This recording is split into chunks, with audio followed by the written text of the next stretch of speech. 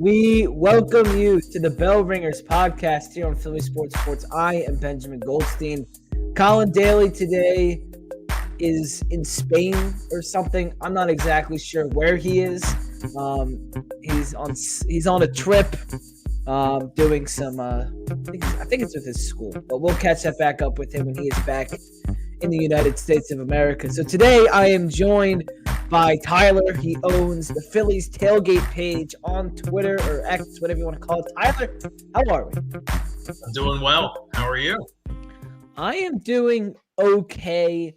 The Phillies injury report, however, is not. As it's been a while, we've had a pod, a lot to catch up on, but we're gonna focus on the current issue at hand, which is the Harper Schwarber problem that the Phillies are having.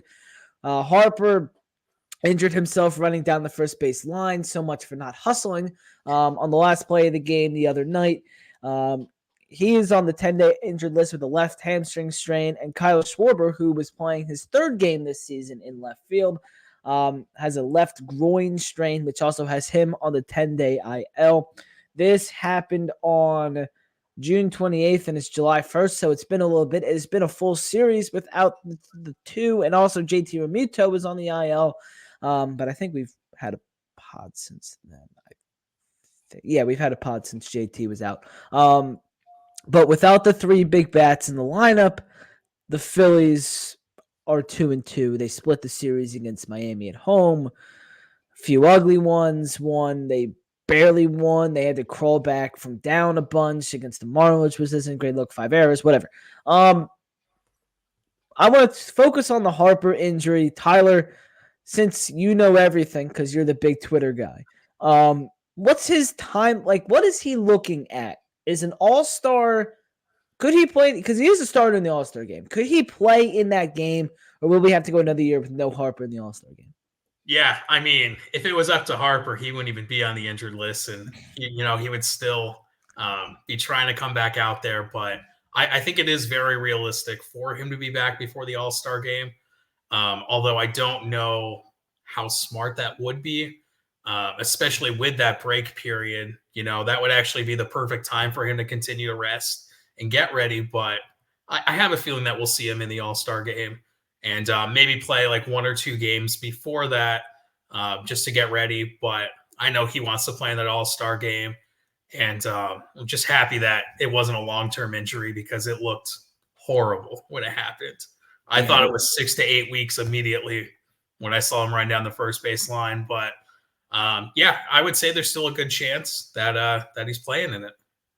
I hope you're right, because watching that the other night, I was crying a little bit, a few tears shed. But this is the best case scenario with this injury. It's not the Trey Turner injury, which Turner was out for 6 weeks or however many you want to put it. It's more of a Brandon Marsh who also had this injury. He was out for 2 weeks, so you could see Harper out for 2 weeks. What is it with the hamstrings in the Phillies, Tyler? Yeah, I don't know. It really makes you wonder about if they're doing the right conditioning because, this is the third one to happen of just major league players. They've had a few in the minor leagues too. Maybe it is just a coincidence that it's happening, but it is concerning because I don't remember the Phillies having this many hamstring issues really since I've been a fan, which has been right around the first World Series run in 2008. So I think they do need to revisit what they're doing with that. Even if it is a coincidence, it can't happen. Hopefully there is a way to at least prevent them in the future or at least slow it down. Yeah, I hope so, because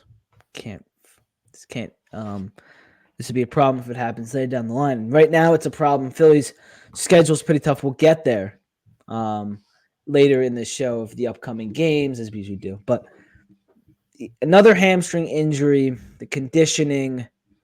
I don't know if you played baseball when you were younger, but the conditioning thing obviously it's real. And if you're not doing the right stuff, you're going to have these hamstring problems. It's like when the old 50-year-olds go out to the gym and play basketball on Sunday mornings. You see a lot of hammies pulled. You see a lot of, Is that what's happening? It could be that, or honestly, it could even be over conditioning where they're just doing too much and it's just putting too much strain. But I mean, I would even look back to a few years ago and just compare what they were doing then versus now. I know things have advanced in the organization, but maybe see what was done back then and see if maybe there's something with that. Maybe that was the perfect science for the hamstring situations. But really, I mean, it could just be a coincidence, and it's something that we probably as fans will never know about, just because that information probably won't ever get out there. So, I mean, unless you get someone to leak it. You're pretty good with the leak, so maybe you can find something. Schwarber, groin strain, played the field. Should he never play the field again, Tyler? I personally think that they should just leave him as DH. I don't know if playing the field aggravated even more. Maybe it would have happened anyway. But I mean, I think that it's just best to leave him as DH, just because we saw how he was last year. I know he's a little bit thinner, a little bit faster, but he's still not the best outfielder anyway. And now that he's had this injury, it probably is best to just keep him as DH unless they absolutely need him in the outfield. I don't want to risk any more injuries, especially when I don't think he really needs to play the field. Yeah, it feels unnecessary to have him out. They've only had him out there 3 times, and the third time's the charm. He gets the groin injury. Schwarber said, I reached down to grab the ball barehanded and kind of planted for the throw and felt it grab. He said that post-game after his injury, I thought it was just a cramp at first, and I finished the inning, but as I was running in between innings, I could still kind of feel it. So I talked to the trainer, and he didn't like where the spot was, so he wanted me to get out of there. That was in the 8th inning of that game. I mean, that happens. Bigger guy, outfield. Yeah, and I mean the other thing too is he just hasn't been playing it a lot. I know he's been practicing before games, but that could definitely be what contributed to it. And I'm at least encouraged by his, and I was at the time too, that it didn't seem that severe. So I personally think that Schwarber will be activated before that Dodgers series, unless there's any type of setback with it. So yeah, Phillies dodged 2 bullets here because these could be 2 injuries that keep a playoff for a while, but it seems both of these are not crazy severe. Like they kind of good news and bad news. Like you knew both of them were going to go in the IL, but the good news is they're not serious. Well, they're serious, but they're not severe. Harper, this is an injury that could have some players out for half the year. He's going to come back in 2 days. I mean, it's also Bryce Harper. yeah, Got to think about that. Yeah, But I mean, this is Schwarber too. Scenario. So, I mean, how lucky did they really get here? Because you look, it's July now, which is crazy. We're in the second half of the season. All-Star break is 2 weeks away. Yeah. I mean, how lucky did the Phillies get? Yeah, I mean, first of all, especially if these injuries are just a little bit longer or they don't recover in that manner that they've initially said, having that All-Star break cushion is huge. And then just the fact that it happened now and not before the playoffs. Because imagine if this happened the last week of September. I mean, that would be awful. So obviously having 3 of the key guys down at the same time isn't ideal, but you also have that 8-game lead over the Braves. So, and hopefully it doesn't go down at all when they face the Braves. But I just think that this is just the best case scenario for everything.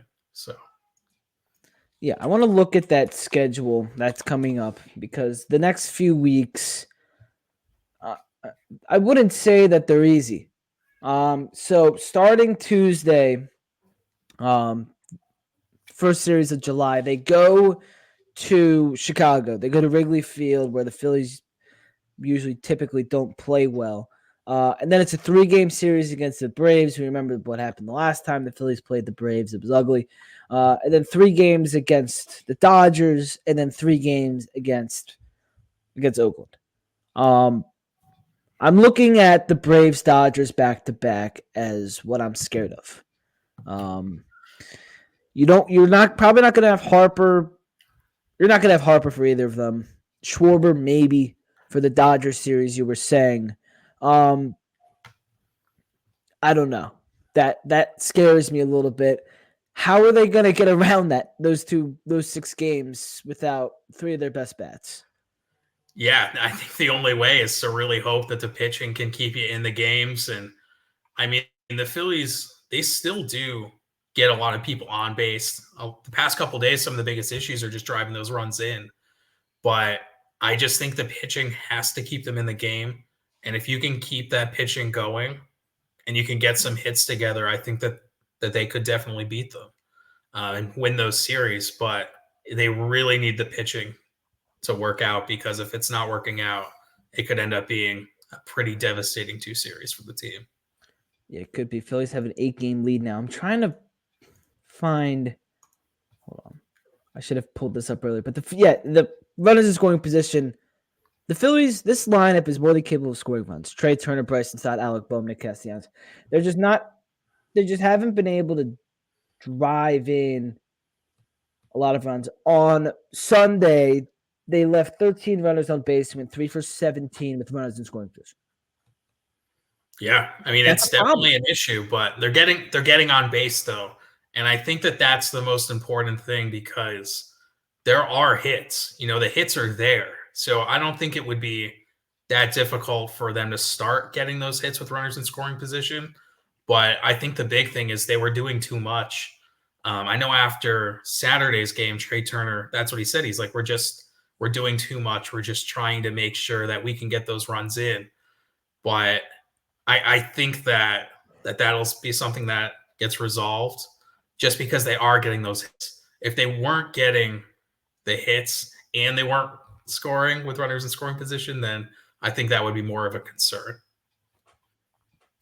Yeah, and then you mentioned the pitching. I mean, Christopher Sanchez has turned into an all-star, maybe a Cy Young candidate. Zach Wheeler's still pitching well. Ranger Suarez, though, I've been a little tossing and turning with. He hasn't been great since he got hit in the hand on June 1st, which is now a month ago.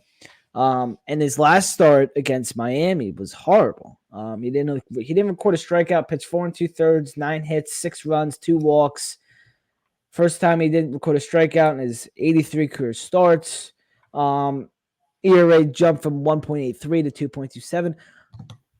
Is this just a bad start, or are you looking at this like the hand is a problem? Yeah, honestly, I don't think the hand is the issue. I think there's a few factors. First is just typical regression. He's been pitching out of his mind, so I didn't expect that to fully continue, but I did expect a little bit of regression. The second thing that I think that's really setting in is a little bit of fatigue. He's just pitched so many innings. This is the first season in years that he hasn't been on the IL at this point. And I think they'll just need to do a better job of trying to manage some of his innings. And I know there was discussions of when Taiwan comes back of potentially doing a 6-man rotation for a bit, but I don't know if the hand is really contributing to it. I really think that he's tired and he's just going through a lot. He's already at career highs at this point in innings, so I think it's just that. Well, if they do that 6-man rotation, it's going to hurt 2 of your best pitchers, Aaron Nola and Zach Wheeler, because they Yeah. hate extra rest. You ever heard someone that doesn't like rest?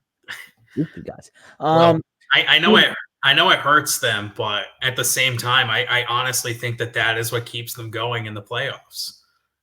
So it might affect them in the short term, and they might pitch a little bit worse. But I think when it comes to the playoffs, that rest really does help. We'll see what happens. We'll see which direction they go with that. Here's my theory. Cubs, Braves, Dodgers, Athletics. If they can play 500 ball, they'll be fine. Yeah. And I think that's all that they need to do right now. I think until the All-Star break, just go 500 and just stay afloat. And honestly, I think that's what they'll need to do until they get some of the bats back. Yeah, that's we'll see when they get those bats back. who they'll be. I want to play not a game, but really quick before I want to do our All-Star ballot. We're gonna do that really quick. Vote for our All-Star starters. Harper and Judge already through. But first, let me talk about SeatGeek really quickly. SeatGeek is sponsoring the Bell Ringers podcast as always. So thank you to SeatGeek for sponsoring. All you got to do, download the SeatGeek app. Use code Phillies Sports Report. Save $20 off your first SeatGeek purchase. PHILLYSPORTSREPORT. You're going to hold the S. And save $20 off your first SeatGeek order. Let's make our ballot, Tyler. I don't know if you've done it yet. I've done mine. Did I vote all Phillies? Yes. So we're going to keep this one a little bit more neutral. Harper's already in. American League, you got Vladimir Guerrero Jr. and Ryan Mountcastle. Which direction are you leaning in this way? Yeah, I think you just have to go with Mountcastle. Personally, he's just put up really, really good at bats this year. Vladdy's been fine. I think he's been above average, but Mountcastle really, really beats it for me. Vladdy's stats on paper may look better, but Mountcastle has been the better player. Yeah, and I think that's the big thing with the voting, because you do get a lot of people that are voting just solely based off of the stats that are provided. But yeah, I would think that Mountcastle probably deserves it a little bit more. American League second baseman Jose Altuve and Marcus Semien, another factor with the stats on paper. 235 average, 683 OPS compared to Altuve's 304 average. However, Semien does have more RBIs. Yeah, I would probably go with Altuve there. Obviously, his stats are a little bit better on paper there. The one thing with Texas, though, is I think Semien will make it, because I really think that he's the only all-star that's worthy from Texas right now. They've had a down year, and I think he'll get in either way. Battle in the NL West for the National League second baseman Luis Ariz, who's playing first base anyway, and Ketel Marte. A little bit of bad vibes from Marte because of the NLCS last year. Yeah, definitely bad vibes, but I think Marte definitely deserves it. Yeah, as you said, I mean, Ariz is mostly playing first base anyway, but Marte's numbers have been great. I know Stott was pretty close in the top three earlier, but I think you just had to go with Marte. American League third baseman Jose Ramirez, who is on here every year, and Jordan Westburg. Yeah, it's got to be Jose. I mean, his numbers are still phenomenal. I mean, Westburg's been fine too, but I don't view him as a starter in the All-Star game. And then over in the National League, you have the National League RBI leader against Manny Machado. Yeah, I mean, it's Bohm. It's not even close. Bohm is already at 70%. So, yeah, I think he'll get in easily. Shortstop, Gunnar Henderson versus Bobby Witt Jr., the future of the MLB, going at it. Kind of tears me in different directions when I look at this. Yeah, and I hate to see this, but I think they should both start, obviously. But if you're choosing between the two, it's definitely Henderson. I mean, I think I saw somewhere that he already has a 6 WAR, which is just insane to even think about. So, and then Mookie versus Trey Turner. Turner's missed most of the year. Mookie probably won't be back for the All-Star game anyway. Yeah, I'm just choosing Turner because, yeah, Betts isn't going to be back anyway. And honestly, outside of the two, I don't really know who else would get shortstop anyway. So, I would go with Turner there. It'd be Edmundo. Yeah. Yeah, they need a utility spot for a utility starter. But catcher, Salvador Perez. How is this dude still insane? And then Adley Rutherford. Yeah, I don't know how Perez is still doing it. Although he's a lot younger than I thought he was. I thought he was 40. So he is a little bit younger, but I think you got to go with the future and go with Adley. And then over in the National League, you got another Phil, JT Realmuto against William Contreras. JT probably won't be playing in the All-Star game anyway. Yeah, he won't be playing in the All-Star game. I personally, I'm biased. I would still vote for JT, but I do believe that William Contreras does deserve it. But yeah, just keep voting JT and get him the honorary All-Star nod, and Contreras will start anyway. There you go. Just give it to JT. American League outfield, Aaron Judge is already in, so 2 more outfielders from the AL. You got a future Phil in here, maybe. Yeah. Well, I could see all of them being future Phils. But yeah, I think you got to go with Stephen Kwan. He's been phenomenal. I know he's been injured, though. So those stats, especially the average, he's not qualified, but he's been great this season. And then, Juan Soto. Seems like, hate to say it, but New York has seemed like a very good home for him, and he's been great this year. So over in the National League, you have 2 Phillies in the final round. Are you going to vote for either of them? I will because of my Philly bias, but I mean, Yelich definitely deserves it. I don't know. I think Profar is just playing out of his mind right now. He probably would deserve it as well. The last spot, I don't know. I guess Tatis. Marsh and Castellanos, of course, will still vote for them, but I don't know. We'll see what happens. I mean, Marsh is actually pretty close to that third outfield spot, so wouldn't that be something if he was starting in the All-Star game? How in the world did Nick Castellanos It's just how did Johan Rojas almost make it to the? it's just the power of Phillies he's fans. hardly on the roster, and Yeah. he is almost made it through. It's just the power of Phillies fans. I mean, we went all out this year, and I'm happy we did. But yeah, that would have been pretty embarrassing if either Castellanos or Rojas started the game. So yeah, American League designated hitter Yordan Alvarez, more bad vibes, and then Ryan O'Hearn. Yeah, you got to go with Alvarez. I hate to say it, it is bad vibes.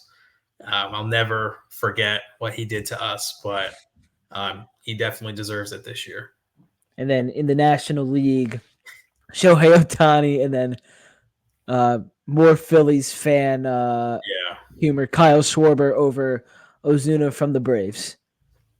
It's got to be Ohtani. I am just happy that baseball fans in general voted Schwarber over Ozuna. I know that wasn't just Phillies fans. A lot of people don't like him. So, yeah, I think that this is pretty fair. I'm excited to see what the results are, honestly, and see how many Phillies get in. American League first base, Ryan Mountcastle. Second base, Jose Altuve. Third base, Jose Ramirez. Shortstop, Gunnar Henderson. Outfield, Aaron Judge. Stephen Kwan, Juan Soto. Catcher, Adley Rutschman. Designated hitter, Yordan Alvarez. National League, Harper at first. Ketel Marte at second. Alec Bohm at third. Trey Turner at short. Jerickson Profar in the outfield. Fernando Tatis also in the outfield. And Christian Yelich. William Contreras catching, and then Shohei Ohtani is designated hitter. I'm looking at the National League. You have 3 Phillies, two Padres, and 2 Brewers. And then also, kind of in the American League too, you have 3 Orioles, 2 Yankees, 2 Guardians, and 2 Astros. I've been saying this all season.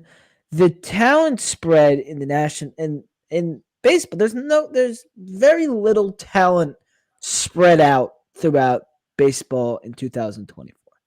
Yeah, you're definitely spot on with that.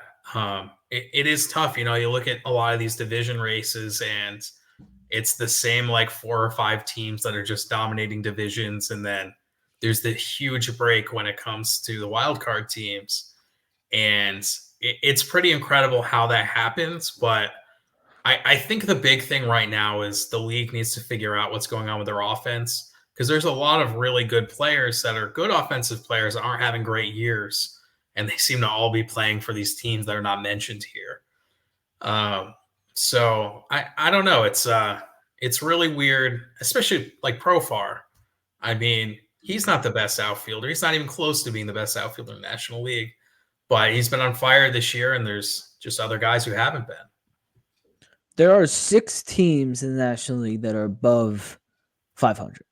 Those are the Phillies, the Braves, the Brewers, the Cardinals, the Dodgers, and the Padres. In the American League, you have a little more. You got 3 in the East. You have 3 in the Central, and you have 2 in the West. The Astros just kind of shot up a little bit. They're 9-1 in their last 10. But National League, I think, more than American League, obviously. It's just not a lot of winning teams. The wild card in the National League is obviously the Braves. And then my phone won't load, of course, but it's like the next best team, it's the Padres, who are 46-40, and then the Cardinals, who are 43-40, and then the rest aren't above 500. It's the Mets who are next. Yeah, and I think the common denominator with a lot of these teams that are below the line are pretty rough pitching and some offenses that just can't get going. And you look at the Cubs right now; they're already 5 games back on the wild card. They're 7 games below 500, and they're still within striking distance of getting up into the wild card. And I think that's what makes this upcoming trade deadline so difficult too, where there's really only 5 teams right now that you can for sure say are out of it this year, because the mediocrity of almost the entirety of the league is just keeping a lot of these teams going. So it's been difficult, but Phillies really do have a good opportunity here against the Cubs, who are struggling with the back end of their bullpen, with their offense, to really bury them. And they could become an interesting seller that maybe the Phillies could take some pieces off of. I do want to get to the trade deadline in a minute, but I think it's funny. The Cubs are the third worst record in the National League at 39-46. The next worst, they're 5 games back of the wild card. The next worst, they're 13.5 games back, and that's the Marlins, 30-54. And then you have the Rockies, of course, 28-55. They're 15 games back, but so that's a big jump. 5 games back to 13.5. Yeah, I think that's kind of funny. It is, and it's I really think that those 5 teams that are really struggling are teams that have either been hit very hard with injuries, like the Marlins pitching staff, or just teams that just have no ambition to try, or just need to sell parts to get out and try to get themselves out there in the future. And it's interesting because there are a lot of teams that are being competitive, but sometimes competitive doesn't mean that you're putting a good product on the field. So, all right, let's jump into the trade deadline as we wrap up our show here on Bell Ringers. Thank you to SeatGeek for sponsoring. Make sure to like and subscribe, follow social medias, blah, blah, blah, blah, blah, whatever. The number one consensus for the Phillies at the deadline is to go for Luis Robert Jr. Whether you like it or not, I am going to read his stats. He is he's batting .205 this season. He has 9 homers, with .279 on base percentage, an OPS of .766. You look at the stats once again on paper. He's 26 years old. Very, very. He's injured very, very often. How many games has he played this year? Let's look. He's played 31 games this year. Do you like going for Roberts? I mean, yeah, I would like to go for him, but I don't want to give up Aiden Miller, so that's why I don't think it's personally going to happen. I think he's a really good player with a lot of control, but he has the injury issues. He hits a lot of massive home runs, but he also doesn't put a lot of balls in play. I think right now, I mean, he would definitely help the team, but is it worth really giving up someone like Aiden Miller plus other prospects to get him? And I don't think he is. Now, I understand that the White Sox need to take the best offer out there, and maybe there is a team that offers someone similar to Aiden Miller, but I don't see the Phillies doing that deal at all. No, I think the two untouchables in the Phillies farm system. So you probably know more about prospects than I am, but I'm looking at two that are completely off limits, and that's Andrew Painter and Aiden Miller. Something with the A's in this the Phillies farm system. Those are the only two that I think are off limits. I think that this Phillies team, this is their last true opportunity to win the World Series. This is it. Their window is beginning to shut, and I think it could be slammed depending on what happens this postseason going into next year. I I think this is it. So I if I'm the Phillies, I am going all in August. So I get what you're saying, but who do you go all in with? And I think that's the problem. I mean, I don't think that there is anybody on the market that is worth giving up those two guys for. And I don't think that the Phillies would give them up anyway. But I would agree. Those are the only two untouchables in the system. There's a lot of other guys that are definitely good that are coming up. Justin Crawford just hit another home run tonight. He's seemingly getting the ball off the ground, which he struggled with. And then there's risers like Starling Kaba, who, he is going to be phenomenal. But at the same time, like maybe these are the guys that you would trade, but I don't think you're really going to get that big impact player. I just don't see where he's out there. And when it comes to the window closing, I can completely understand where you're coming from. But I do think that after 2025, there is quite a bit of salary that does come off the books then, where maybe you can just keep it going for 2025 somehow, just try to keep it going, stay over the luxury tax. And then hopefully by 2026, you have some more young guys coming up. You have more financial flexibility. So I think you can definitely see where right now the window could be closing. But I still think that they have the opportunity to keep it open depending on moves that they make this deadline next year. But it will definitely be different once Realmuto and Schwarber are off the books. And who knows what we'll have by then. Maybe we will have a couple more controllable guys. But I just don't see that really big impact player being out there. But again, we don't know really who's going to sell besides those 5 teams. And if a couple teams fall out, I mean, look at the Cubs. What if you got, say, a Suzuki somehow? Like he's a good player. He's not a player that I would give up huge talent for, but could I see someone like Justin Crawford going for someone like, say, a Suzuki, plus a few other smaller prospects, and then he has a couple years of control and he's still pretty young? Moves like that could help the team in the future and, not hamstring them and still kind of keep them in it next year when a couple of their guys are getting older and, production might really start to dip.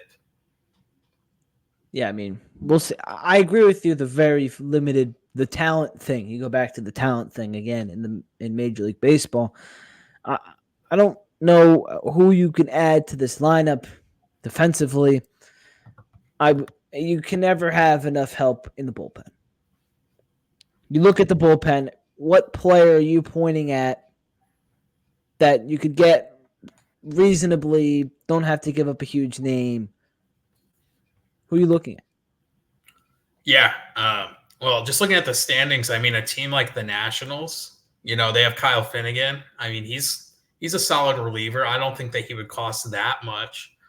And he's not going to break the bank. And, he could definitely help the bullpen out. Someone like David Bednar, he definitely got off to a rough start with Pittsburgh. But he was good until recently when he had to go back on the IL. I think those are two guys that, they're definitely going to command a package, but it's not going to break the bank. Another guy that I was interested in until their team started performing again was Ryan Helsley with the Cardinals, especially because he'll be a free agent next year.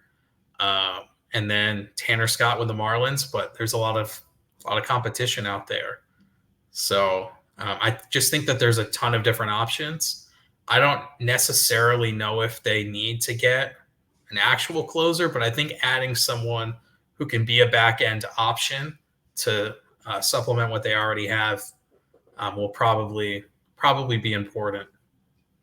Yeah, this came out on Monday that the Phillies have expressed interest in Marlins closer Tanner Scott. Luke Arcaney of Fox the Gambler posted the Athletic article today, or Monday, whenever you're listening and watching this. Let's wrap it up here with Tanner Scott, lefty back end guy. I mean, you can never take enough of those. Yeah, no, he's been phenomenal, and we definitely have our lefties, but I don't think it really matters. You just got to get the best arm that's available out there if you are going to go that route. Because think about some of your competition. I mean, the Dodgers would love to have him.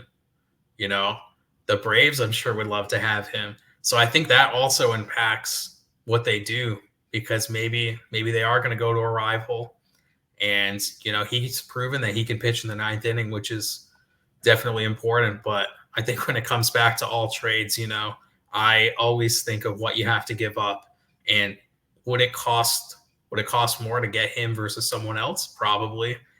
But maybe it does prevent him from going to another team, and maybe helps him win the World Series. So think about this: all those prospects that they would trade away, if they won the World Series, who cares? But if you don't win the World Series, then you have to live with some of the decisions that you made. So when we got David Robertson a few years ago, we gave up Ben Brown, and he's turned out to be a very good starter with the Cubs. And, some people are saying we shouldn't have traded him. But if we won the World Series, I don't know if I would really care if we traded him. So I think that's just the risk that you take. And you really have to weigh that when making your decision. So, well, hopefully we won't be caring in November or anywhere down the line, but we'll get there first. Tyler, thank you very much for joining us today. Where can people find you? Because you're kind of all over the place. Yeah. I would just say right now, just at Phil's Tailgate on Twitter. I do want to plug that we do a weekly show on Twitter, 8:30 on Sundays, where myself and a few other people that are very connected with the Phillies talk about what happened the previous week and what to expect. And we rotate different guests that come on the show, and it would mean a lot if people tuned in, just because we're trying hard, and we do have a lot of good people that come in there, and there's a lot of insider information that even I'm not aware of that just comes out in that show and just doesn't get reported. So it's always good to check in every Sunday at 8:30. I think we'll take off for the All-Star break, but it's definitely a good listen. Yeah, make sure you go check that out and everything else Tyler's doing. We'll be back for the All-Star break, probably. We'll figure it out whenever he gets back from Spain. He's going to come back and he's going to be talking some Spanish to me. Like, what are you saying? Make sure to follow us on all social medias. Follow Tyler, follow me, follow Bell Ringers, follow Philly Sports Report, sponsoring. Use code Philly Sports Report, take $20 off the purchase. Thank you, everybody, for watching and listening, and we will see you next time. Go Phillies!